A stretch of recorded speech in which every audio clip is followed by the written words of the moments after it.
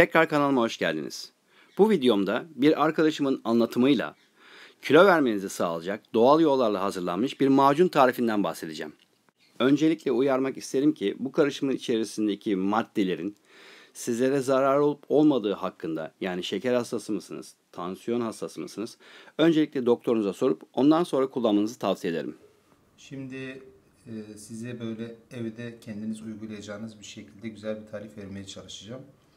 Bu tarifte uygulanan bitkilerin ne işe yaradığıyla ilgili bir bilgi vereceğim öncelikle.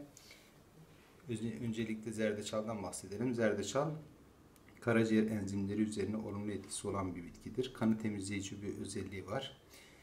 Kandaki kolesterol için, yağlanma için iyidir. Bunu bu amaçla kullanıyoruz. Yanında görmüş olduğunuz toz şeklinde, bu da zencefildir. Zencefil de kullanacağımız droplar içerisinde kullanım amacı olarak yağ parçalayıcı özelliği olan, hazmı kolaylaştıran, sindirimi rahatlatan bir bitkidir. Üçüncü olarak da görmüş olduğunuz beyaz, şeffaf renkli olan bir reçine türüdür. Sandalos sakızı. Sandalos sakızında hem vücuda tokluk hissi vermesi açısından genelde kullanılır. Midede dolgunluk hissi yaratır. Sadece o amaçla değil, asıl kullanım amaçlarından birisi vücuda dolgunluk hissi verirken sandalos sakızının bir özelliği de kemikler üzerindeki olumlu etkisinden dolayı eklem, kas ağrıları için, romatizmal ağrılar için kasları güçlendirici özelliğinden dolayı, yani günlük efor harcarken veya diyet yaparken sizin kaslarınızın erimesine engel olacak bir reçinedir. Yanında görmüş olduğunuz şu bitki de bir ismi Gymnema, diğer ismiyle de Gurmar diye geçen bir bitkidir. Bu da çok değerli, pek bilinen bir bitki değildir ama bence sağlıklı bir şekilde kullanılması gereken en nadir şeylerden bir tanesidir. Bunun özellikle açlık, kan şekerini düzenleyici, tatlı hissini ortadan kaldırıcı ve günlük olarak kullandığınızda normalde pankreasın çalışmasını sağlayıcı bir özelliği olan bir bitkidir.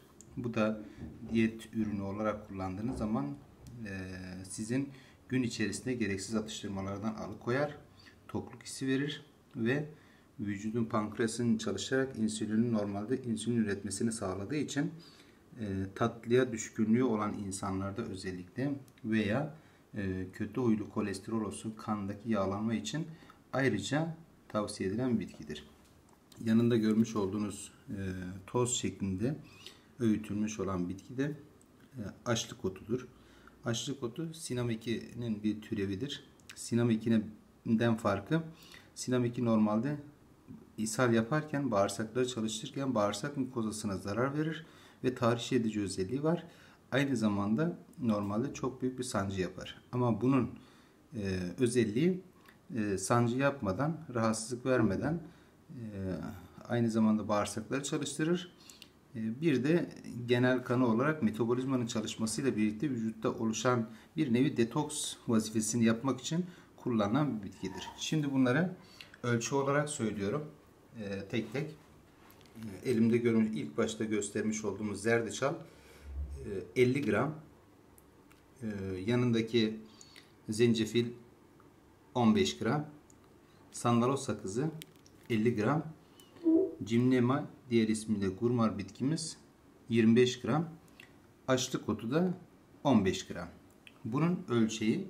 Şimdi ben bunları hepsini biraz sonra göstereceğim. Makinede öğüteceğiz bunları.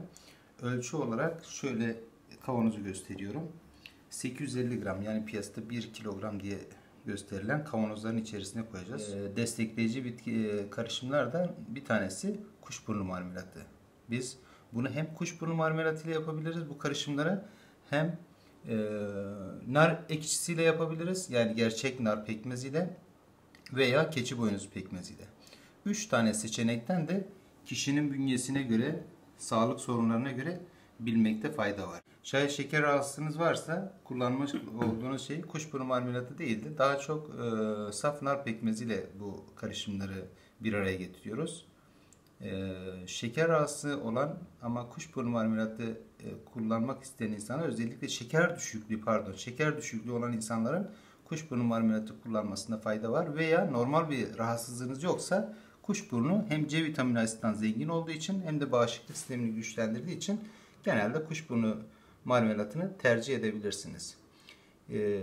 Bir de keçi boynuzu pekmezi var. Keçi boynuzu pekmezi de özellikle hem tatlı ihtiyacını karşılamak için hem de şekeri yükseltmemesi açısından glikozsuz, şeker ihtivasız keçi boynuzu pekmezinde karışıma kullanabilirsiniz. Bu tamamen dediğim gibi kişinin bünyesine sağlıkla ilgili problemin olup olmamasına göre değerlendirilir. Ona göre karışım yapacağınız zaman muhakkak bunlardan birini tercih edebilirsiniz. Yine tekrar ediyorum. Şeker rahatsızlığınız var. Yüksek insülin kullanıyorsanız saf nar pekmezi, kullanmıyorsanız ama şeker 100'ün üzerinde 110, 120 belli aralıklarla ilaç kullanmadığınız halde yapmak istiyorsanız saf keçi boynuzu pekmezi. Bunlarla ilgili bir probleminiz yok. Benim gayet iyi. Sağlık problemim yok. Herhangi bir alerjik bir durumum yok. Hastalıklarla ilgili bir şeyim yok diyorsanız kuşburnu marmelatı normalde kullanmasını tercih ettiğimiz ürünlerden bir tanesidir. Şimdi bunları biz birlikte makinede harmanlayıp öğüteceğiz. Bu görmüş olduğumuz bir öğütücü. Ev tipi öğütücü değil, biraz sanayi tipi olduğu için dakikada 1200 devir olduğu için bunu malzemelerimizi çok rahat bir şekilde toz haline getireceğiz. Sizin evde bunu yapma olasılığınız olmayabilir. Bildiğiniz, güvendiğiniz bir baharatçıdan kendisinden rica ederekten bu karışımları hazırlamasını söylerseniz size yardımcı olurlar. Vermiş olduğum oranda isterseniz güzel bir şekilde toz haline getirsin, elesin. Eledikten sonra da marmelatta karışım yapabilirsiniz. Şimdi içerisinde görmüş olduğunuz gibi açlık otumuz yani gurmarı koyduk. Gurmar cimnamımızı koyduk. Şu görmüş olduğumuz toz zaten açlık otuydu.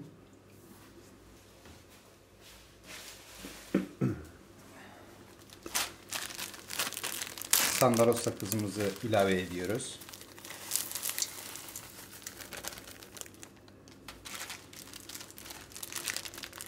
Zerdeçalımızı ilave ediyoruz.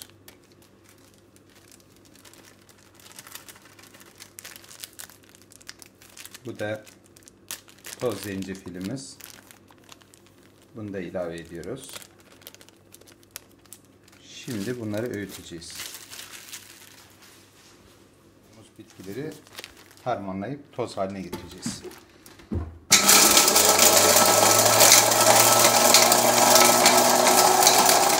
Hepsi toz haline geldi. Şimdi bunları ilk önce bir elekten geçireceğiz. Ağızda tortu oluşmaması için, değişik, büyük ebatlarda olmaması için hepsini standart aynı boya getirmek için evde plastik bir elekle bunun gibi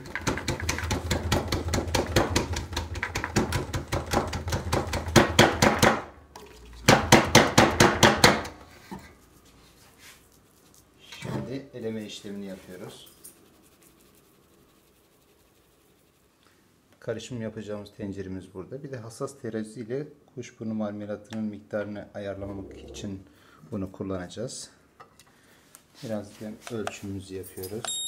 Sıfırlıyoruz. Kuşburnu marmelatımızı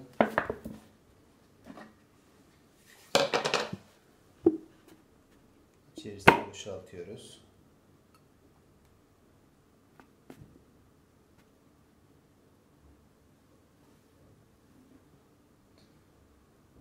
...850 gramlık kavanoz ama bunun ölçüsünü karışım için yaparken 700 gram ayarlayacağız. Çünkü karışım tozumuzda 150 gram arası bir şey olacağı için.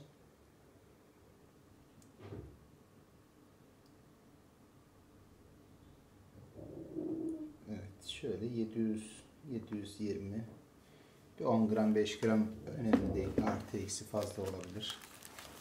Yaptıktan sonra toz karışımımızdan ilave ediyoruz. Karıştırma işlemimizi başlatıyoruz. Bunu güzelce karıştırma işlemi bitirdikten sonra zaten macunumuz birazdan hazır hale gelecek.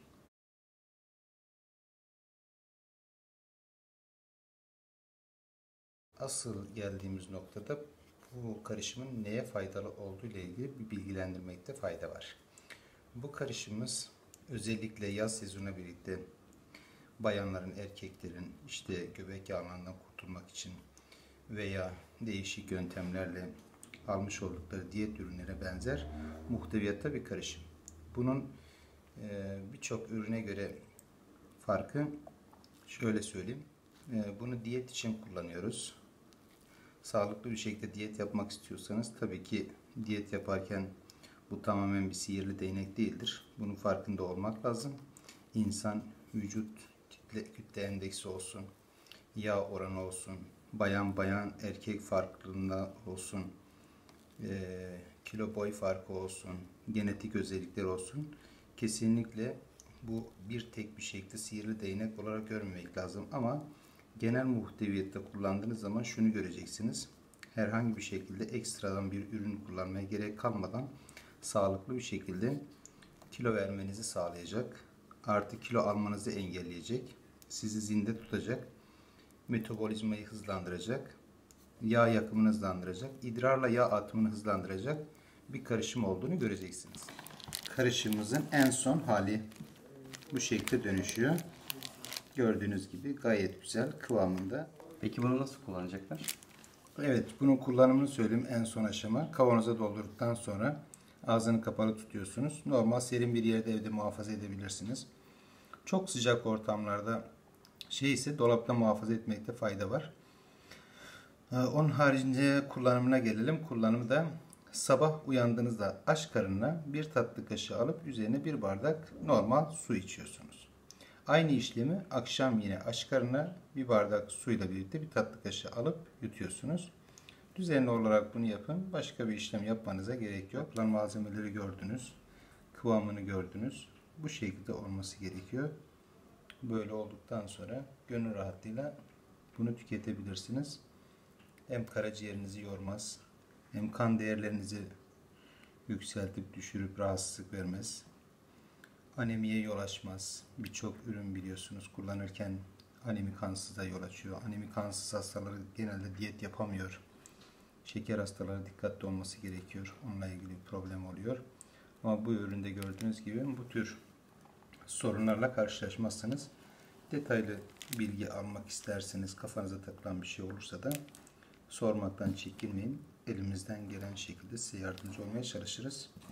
Hayırlı günler diliyorum. Bu videomu beğendiyseniz beğeni tıklamayı ve diğer videolarımı seyretmek için kanalıma abone olup zili aktif etmeyi unutmayın.